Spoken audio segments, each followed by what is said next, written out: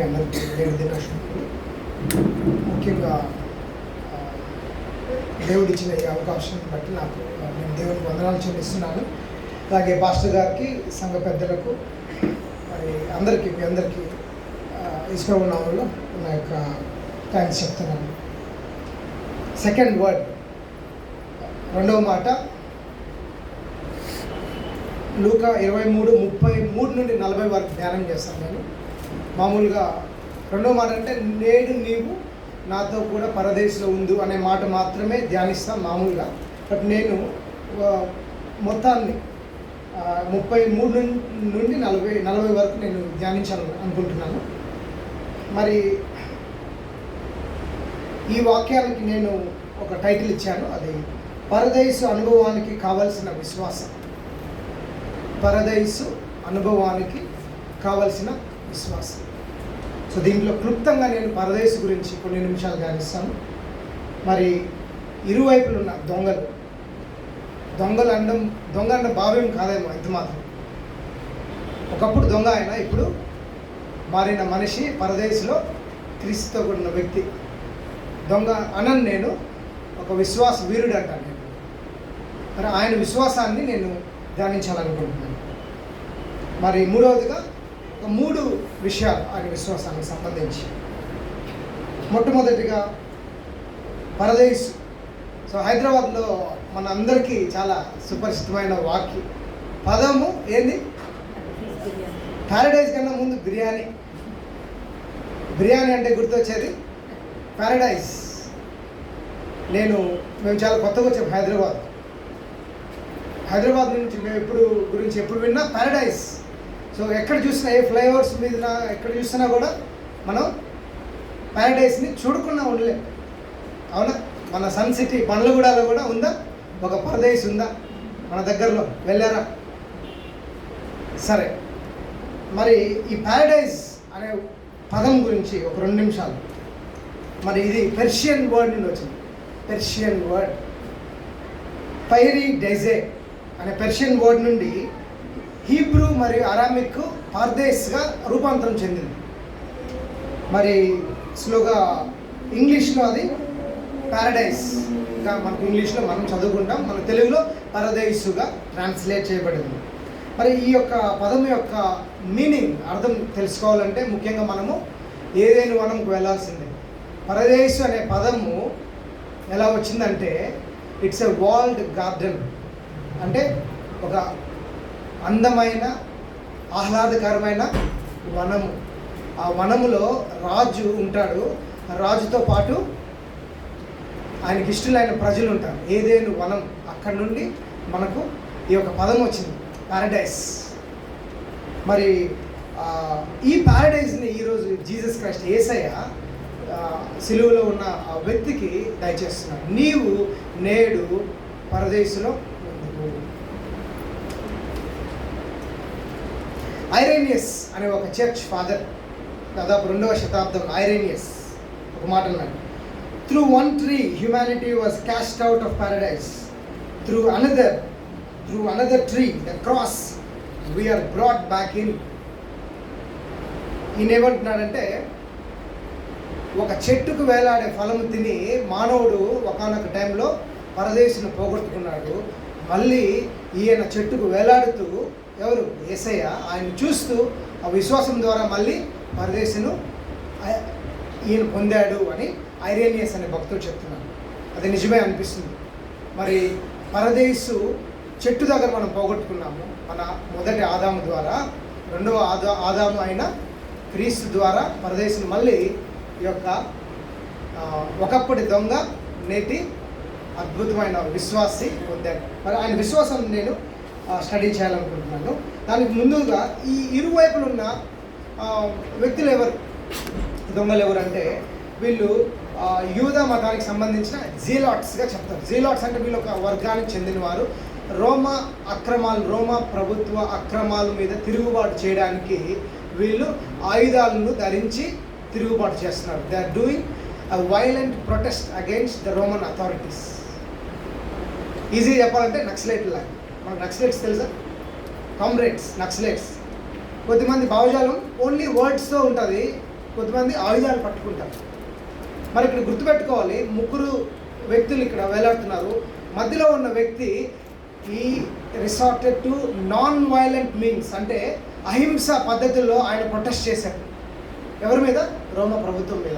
ఇద్దరు violent means, bandits అంటారు వీళ్ళు. బ్యాండిట్స్ దొంగలు కాదు వీళ్ళు. They are not petty robbers, అంటే ఒక చిల్లర దొంగలు కాదు.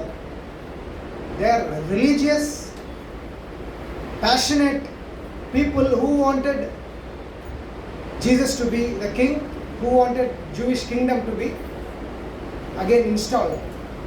మరి ఇలాంటి సందర్భం, అంటే యూదా రాజ్యం మళ్ళీ రావాలి, దేవుడు మళ్ళీ రాజ్యస్థాపన చేయాలి, అన్ని జనులందరూ దేశం నుండి వెళ్ళిపోవాలనే ఒక మంచి ఉద్దేశంతో చేసిన మరి దొంగలే వీళ్ళిద్దరు. వాళ్ళిద్దరిని మరి ఈ టైంలో రోమా ప్రభుత్వము పబ్లిక్గా సిలువ వేయడం, మరి అరాచకమైన పద్ధతిలో సిలువ మీద వేలాడదీసి వారిని చంపడము మనం చూస్తున్నాం. మరి నేను ఈ యొక్క ధ్యానాన్ని చేస్తున్నప్పుడు నాకు ఒక ఫాదర్ గుర్తొచ్చారు, క్యాథలిక్ ఫాదర్. ఆయన పేరు స్టానిస్లాస్ స్వామి. ఎంతమంది గుర్తున్నారు? స్టాన్ స్వామి. రీసెంట్గా ఆయన జైలులో మగ్గుతూ చనిపోయాడు. ఎందుకు తెలుసా? ఆయన మరి అహింసా పద్ధతుల్లో ఆదివాసుల కొరకు ఆయన పోరాడుతూ గవర్నమెంట్కి వ్యతిరేకంగా పోరాడడం వలన జైల్లో ఆయన పెట్టి ఆయన రీసెంట్గా చనిపోవడం మనం చూస్తున్నాం. నేను ఒక క్యాథలిక్ ఫాదర్. మరి ఈరోజు ఎంతో వీళ్ళు ఎవరంటే పొలిటికల్ ప్రిజనర్స్, రాజకీయ ఖైదీలు. వీళ్ళు గుర్తుపెట్టుకోవాలి, వీళ్ళు రాజకీయ ఖైదీలు. మరి ఇలాంటి సిచ్యువేషన్లో యేసయ్యను మనం మధ్యలో చూస్తున్నాం. ఇది దీని యొక్క బ్యాక్గ్రౌండ్. మరి ఈ యొక్క దొంగ యొక్క మారిన వ్యక్తి యొక్క విశ్వాసాన్ని మనం ఇప్పుడు చూద్దాం. నేను 3 విభాగాలుగా దీన్ని విభజించాను. ఆయన యొక్క విశ్వాసము చాలా గొప్పదని నాకు అనిపించింది. మనము అబ్రహాము, దావీదు, యాకోబు, యోసేపు, మరి సొలొమోను, మరి పౌలు, ఇలాంటి వాళ్ళని విశ్వాస వీరులుగా చెప్పుకుంటాం. ఎప్పుడు దొంగని చెప్పుకోం మనం. ఎందుకని ఈయన విశ్వాసం గొప్పది, చాలా గొప్పది. ఈయన విశ్వాసం చాలా గొప్పది. మరి ఆయన యొక్క విశ్వాసాన్ని ఇక్కడ మనం చూద్దాము. దాని ముందు లూకా 23:33-40 వచనముల వరకు మనం చూస్తే అనేక వర్గాలైన ప్రజలు యేసు ప్రభు సిలువ దగ్గర ఉన్నారు. వాళ్ళు మొదటి వారు ఎవరంటే ప్రజలు. ఆయన శిష్యులు కూడా ఉంటారు, ఆయన కుటుంబ సభ్యులు ఉండొచ్చు, కామన్ న్యూట్రల్ పబ్లిక్ ఉండొచ్చు. రెండవ వర్గం వారు అధికారులు, రోమన్ అథారిటీస్ ఉండొచ్చు, మరియు యూదా అధికారులు కూడా, మత పెద్దలు కూడా ఉండే అవకాశం ఉంది. మూడవ వర్గం వారు సైనికులు. మొదటి వర్గం వారు ఏం చేస్తున్నారంటే చూస్తున్నారంట, యేసయ్యని ఏమీ చేయలేక చూస్తున్నారు. మిగతా వర్గాల వాళ్ళు ఏం చేస్తున్నారంటే బైబిల్ ఏం చెప్తుంది? దూషిస్తున్నారు. They were abusing Christ. దూషిస్తున్నారు. మరి వీళ్ళందరిని చూసి ఇన్స్పైర్ అయ్యాడేమో మొదటి దొంగ ఏం చేస్తున్నాడు? ఈయన కూడా స్టార్ట్ చేశాడు, యేసయ్యను దూషించడానికి స్టార్ట్ చేశాడు. అప్పుడు ఈ రెండవ దొంగ ఆయన్ని వారించి గద్దించను అన్నది. గద్దించి యేసయ్యను ఈయన ఏం చేశాడంటే ఏదో సంథింగ్ యేసయ్యలో చూశాడు. యేసయ్యలో ఏదో చూసి అప్పుడు యేసయ్యను ఆయన ఒక మాట అంటాడు. అది మనం చదువుదామా? ఆ మాట ఏమడుగుతారు యేసయ్యను?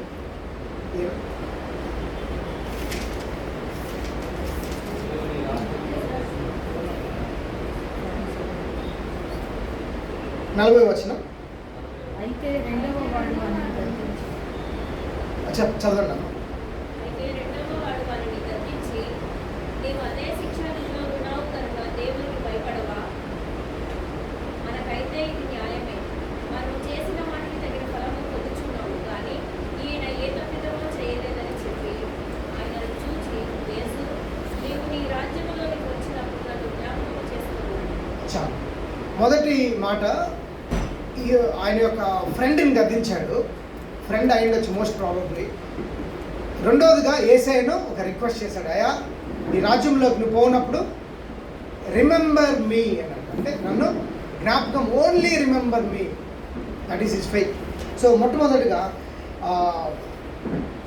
ఈయన యొక్క విశ్వాసం ఎలాంటిదంటే దేవుని రాజ్యం గురించిన విశ్వాసం. It is a kingdom faith. What is this kingdom? Yesayya Mattayi సువార్త ఆయన యొక్క టీచింగ్ మినిస్ట్రీని స్టార్ట్ చేసినప్పుడు ఆయన spoke about the kingdom of God. దేవుని రాజ్యానికి సంబంధించి దేవుని యొక్క రాజ్యము, పరలోక రాజ్యం గురించి ఆయన బోధన స్టార్ట్ చేశారు. ఒక రకంగా ఏం చేశారంటే యూద మతాన్ని ఆయన సంస్కరించారు. మతంలో చెదులు పట్టిపోయిన ఆ యొక్క ఆచారాలను, వ్యవహారాలను యేసయ్య దూషించి తోలనాడాడు. కింగ్డమ్ ఆఫ్ గాడ్ ఎలా ఉండాలో మత్తయి 5 నుంచి కొండ మీద ప్రసంగం ద్వారా చేశారు. ఎలా ఉండాలన్నాడు ఆయన ఒక కింగ్డమ్ ఎలాంటిదంటే మొదటి వారు కడపటి వారు అయిపోతారంట. మరియు నీచులు, నికృష్టులు, పాపులు, సమాజం చేత వెలివేయబడిన వాళ్ళు దేవుని రాజ్యంలో మొదట ప్రవేశిస్తారు. ఇవి ఆయన యొక్క మెసేజ్ అనేది ఒక రెవల్యూషనరీ మెసేజ్గా ఉండింది, విప్లవాత్మకమైన మెసేజ్గా ఇక్కడ ఉండింది. ఆయన దేవుని రాజ్యానికి సంబంధించి ఏం బోధించారంటే శాంతి, సమాధానం, తగ్గింపు, ఇవే నిజమైన మతము అని ఆయన బోధించడం మనం చూస్తున్నాం. మరి యేసయ్య బోధన మాత్రమే కాదు, యేసయ్య సిలువలో మెస్సయ్యగా వెళ్ళడము ఈ వ్యక్తి గమనించినట్టున్నాడు. ఆ విశ్వాసంతో ఆయన ఏమడుగుతున్నాడు యేసయ్యను, నన్ను గుర్తుపెట్టుకో. ఒక్కసారిగా వచ్చిన విశ్వాసం కాదండి. ఈ హ్యాడ్ ఎ ఫెయిత్, ఆయనకి లైఫ్లో ఫెయిత్ ఖచ్చితంగా ఉంది కాబట్టి ఆయన ఆ సందర్భంలో యేసయ్యను రాజుగా చూశాడు. కింగ్డమ్ అనే ఒక మాట మరి ఇక్కడ మనం చూస్తాం. ఈ మధ్య ఈ మాటను మనం ఎక్కువ వింటున్నాం, అవునా? మన ప్రవీణ్ పగడాల గారి మృతి వలన కింగ్డమ్, గాడ్స్ కింగ్డమ్, కింగ్ అనే మాట వింటున్నాం. మరి ఈయన కూడా జీసస్ని కింగ్గా చూశాడు. ఆయన రాజ్యంలో గుర్తుపెట్టుకోమని. మరి మొదటి దొంగతో అనే మాట మనం చూద్దాము.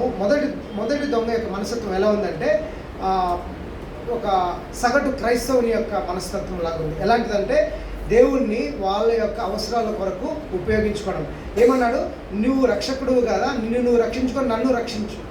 నువ్వు మా దేవుడు కదా, చిన్నప్పటి నుంచి పూజిస్తున్నావు, చర్చికి వెళ్తున్నాము, తరతరాల క్రైస్తవులము, ఏం చేసావు మా కోసం? నువ్వు ఆశీర్వాదాలు ఇచ్చావా, ఇవ్వలేదా? లేకపోతే ఆశీర్వాదాలు ఇస్తావా, ఇవ్వవా? అవునా? కొన్నిసార్లు మన ప్రార్థనలు ఇలా ఉండొచ్చు. ఆ విధమైన బిహేవియర్ని ఫస్ట్ దొంగ ప్రదర్శించాడు. సెకండ్ ఆయన ఏం చేశాడు, కింగ్డమ్ ప్రేయర్ చేశాడు. ఏం చేశాడు అంటే, దేవా నీకంటూ ఒక రాజ్యం ఉంది, ఆ రాజ్యంలో నాకు స్థానం ఇవ్వండి. Kingdom mentality, Kingdom mind set, Kingdom prayer. మొదటి దొంగ ఒక హెల్ప్ అడిగాడు జీసస్ నుండి. సెకండ్ దొంగ రెస్క్యూ, ఒక రిలేషన్షిప్ అడుగుతున్నాడు. రిలేషన్షిప్, ఒక సహవాసం. ఇది మొట్టమొదటి విశ్వాసం, కింగ్డమ్ ఫెయిత్. రెండవది, ఈయనకు విశ్వాసం ఎలా ఉందంటే ధైర్యవంతంగా, ఊహాజనితంగా ధైర్యవంతంగా ఉంది. It is an imaginative and courageous faith. ఎవరన్నా చనిపోయే వ్యక్తిని నీ రాజ్యంలో గుర్తుపెట్టుకో, లేకపోతే నువ్వు చనిపోయే వ్యక్తిని నువ్వు రాజు అని అడగలుగుతారు. ఇంకెంతో మరి విశ్వాసం ఉండాలి, మరి ఎంతో ఆయనకు ఒక ఇమాజినేషన్ ఉండాలి, గాస్పుల్ ఇమాజినేషన్ ఉండాలి. విశ్వాసానికి సంబంధించిన ఒక గొప్ప క్రియేటివ్ మైండ్ ఆయనకు ఉండాలి, ఇమాజినేటివ్ మైండ్. ఏమన్నా నీ రాజ్యంలోనికి వచ్చినప్పుడు, అందుకని ఈయన సాల్వేషన్, రక్షణ ఎక్కడ పొందాడండి? ఈయన రక్షణ చర్చిలో పొందాడా, బైబిల్ స్టడీలో పొందాడా, ఫెలోషిప్లో పొందాడా, ప్రార్థనా కూటాల్లో పొందాడా, సండే స్కూల్లో పొందాడా? లేదు. ఎక్కడ? బయట పబ్లిక్గా, రోడ్డు మీద. ఒక మీటింగ్ అటెండ్ అయ్యాను నేను రీసెంట్గా. దాంట్లో రామ్ గిడమూల్ అనే ఒక వ్యక్తి వచ్చాడు. ఈయన ఎవరంటే మరి ఇంగ్లాండ్ దేశానికి ప్రైమ్ మినిస్టర్గా పోటీ చేసిన వ్యక్తి, ఓడిపోయాడు. పోటీ చేసిన వ్యక్తి భారతదేశానికి సంబంధించిన ఆయన సాల్వేషన్ స్టోరీ చెప్తా ఉన్నాడు. ఎట్లా రక్షించబడ్డాడు. I was saved in a bar అన్నాడు. ఎక్కడ? ఒక రెస్టారెంట్ బార్ ఉంటుంది కదా, మీ కొరకు చెప్తున్నా, దాంట్లో రక్షించబడ్డాడు. అంటే ఎవరు సువార్త అక్కడ చెప్పారు ఆయన. Most unlikeliest of places. మనం అనుకుంటాం దేవుడు ఆలయంలోనే ఉంటాడు, ఖచ్చితంగా ఉంటాడు. కానీ మిగతా 6 రోజులు కూడా మనం ఎక్కడెక్కడ తిరుగుతున్నాము, ఏ ప్రదేశాల్లో ఉంటున్నామో అక్కడ దేవుడు ఉంటున్నారు. సాల్వేషన్ అక్కడ అవైలబుల్గా ఉంటుంది. He asked for crumbs, Jesus gave him a feast. ఆయన కొన్ని రొట్టె ముక్కలు కొరకు అడిగాడు. ఏదో నన్ను గుర్తుపెట్టుకో అంటే యేసయ్య ఉన్నాడు, ఆయనకు ప్యారడైజ్ ఇచ్చింది. మరి చార్ల్స్ స్పర్జన్ అంటాడు ఈ మాట. జీసస్ ప్యారడైజ్కి ఎంటర్ అయ్యేటప్పుడు ఎలా వెళ్ళాలి? హీరోలాగా వెళ్ళాలి. ఒంటరిగా నేను ఇంత గొప్ప మరి ఈ యొక్క యాగాన్ని పూర్తి చేశాను. కానీ ఎవరిని తోలుకొని వెళ్తున్నాడు లోపల? ఒక దొంగతో వెళ్తున్నాడు Jesus Christ. Can you imagine? This is faith. This is how faith works. Imaginative and courageous faith. మనం దేవుణ్ణి అడిగినప్పుడు విశ్వాసంతో దేవుడు మనకు ఆయన కృప చొప్పున ఆయన సాల్వేషన్ మనకు దయచేస్తాడు. మూడవదిగా కౌంటర్ కల్చరల్ ఫెయిత్. ఈ పదం కొద్ది కష్టమైతే పక్కన పెట్టేద్దాం.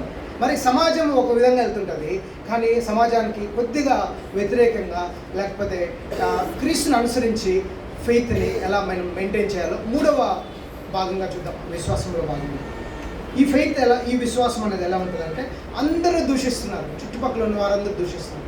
ఈయన కూడా ఈజీ విషయం ఏంటంటే దూషించి ఆయన చనిపోవడం, కానీ ఈయన దూషించలేదు. ఈయన ఈ స్వామ్ అగేన్స్ట్ ద టైడ్, అంటే ప్రవాహానికి వ్యతిరేకంగా ఆయన ప్రయాణించాడు. గుంపులో గోవింద అవ్వల, మన భాషలో చెప్పాలంటే శృతిలో కలిపేయడం, గుంపులో గోవింద అవడం అవ్వలేదు. He stood separate. That is a real faith. లోకమంతా ఒక విధంగా వెళ్తుంటే మనము we have to think with the eyes of faith. మరి మనుషుల యొక్క ట్రెడిషన్స్ను, ఫీలింగ్స్ను, ఒపీనియన్స్ను ఈయన బేస్ చేసుకోలేదు. ఈయన కౌంటర్ కల్చరల్ ఫెయిత్ను ఆయన ప్రదర్శించారు. మరి ఇది చివరి లెసన్. మరి దీని నుండి మనం ఏం నేర్చుకోవచ్చు అంటే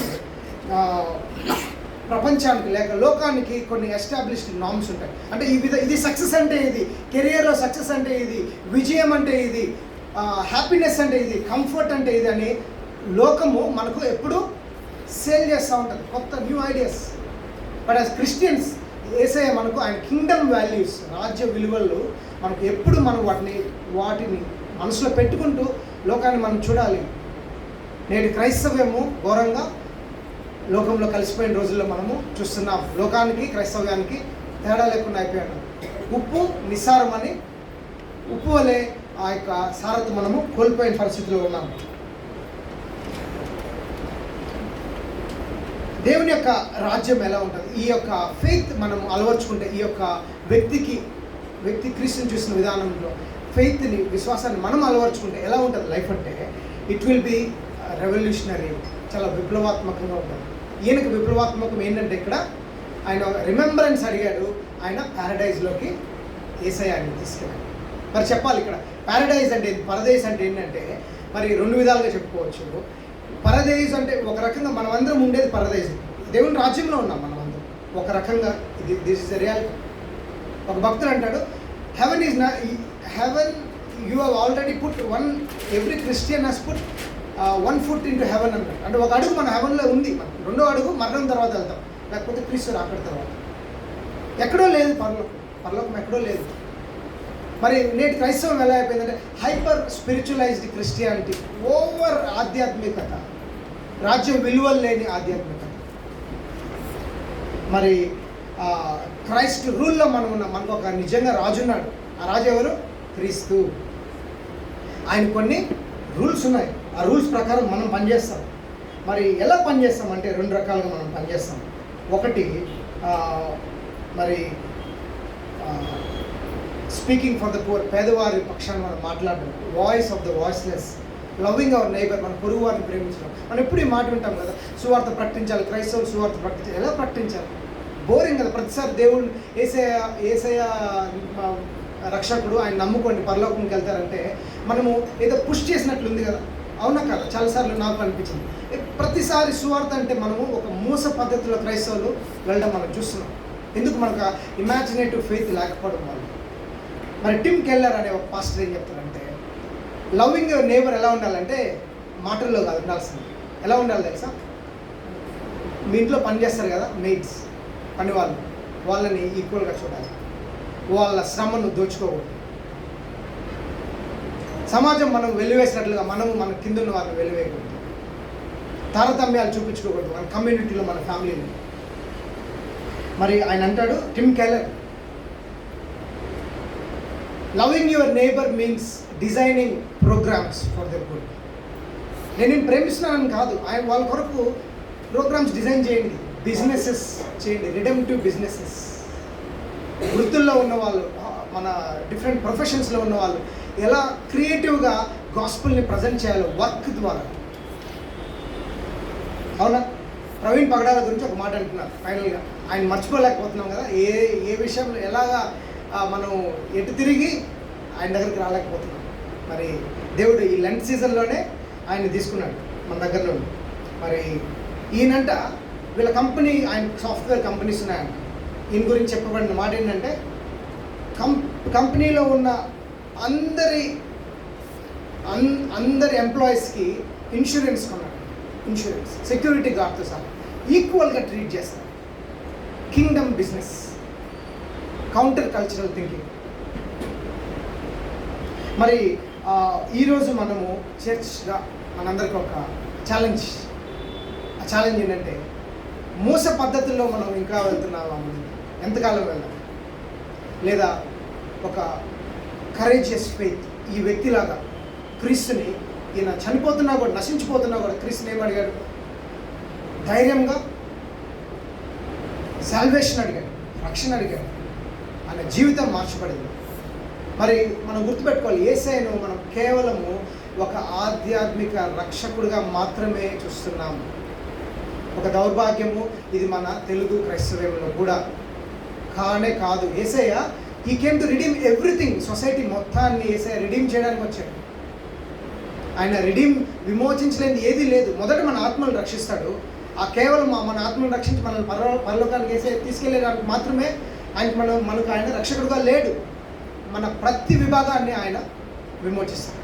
మన యొక్క ఫ్యామిలీ లైఫ్ను, మన సొసైటల్ లైఫ్, మన ఫినాన్షియల్ లైఫ్, మన బిజినెస్ లైఫ్, మన definitions of success, definitions of career, ప్రతి ఒక్కదాన్ని యేసయ్య సమూలంగా విమోచిస్తాడు. That is the salvation that Christ offers. మరి ఈరోజు ఈ యొక్క వ్యక్తిలాగా మనము విశ్వాసాన్ని ప్రదర్శించాలంటే ఏం చేయాలి? బాగుంది, విశ్వాసము మూడు పద్ధతులు మనం చూసాము, బాగుంది. మరి ఎలా ప్రదర్శించాలంటే మనకున్న ఒకే ఒక ఆధారము క్రీస్తే. క్రీస్తు ద్వారా మాత్రమే మన యొక్క హృదయాలను ఆయన మాత్రమే మార్చగలరు. ఆయన మాత్రమే ఇలాంటి విశ్వాసాన్ని మనకు దయచేయగలరు. మన విశ్వాసం ఎవరు? మన సొంత పనుల వల్ల కాదు, క్రీస్తు వల్ల మాత్రమే. మరి ఈ యొక్క వ్యక్తికి ఉన్న విశ్వాసాన్ని, ఒకప్పటి దొంగ నేటి విశ్వాస వీరునిగా ఉన్న ఈ వ్యక్తి లాంటి విశ్వాసాన్ని యేసయ్య మనకు దయచేయాలని, మన యొక్క ఫ్యామిలీస్ను, మన కుటుంబాలను, మన యొక్క సంఘాలను యేసయ్య ఆశీర్వదించాలని, మనల్ని ఒక ఉప్పుగా ఈ లోకంలో యేసయ్య ఈ సమాజంలో పెట్టాలని ప్రార్థిస్తూ ఈ యొక్క వాక్యాన్ని ముగిస్తున్నాను.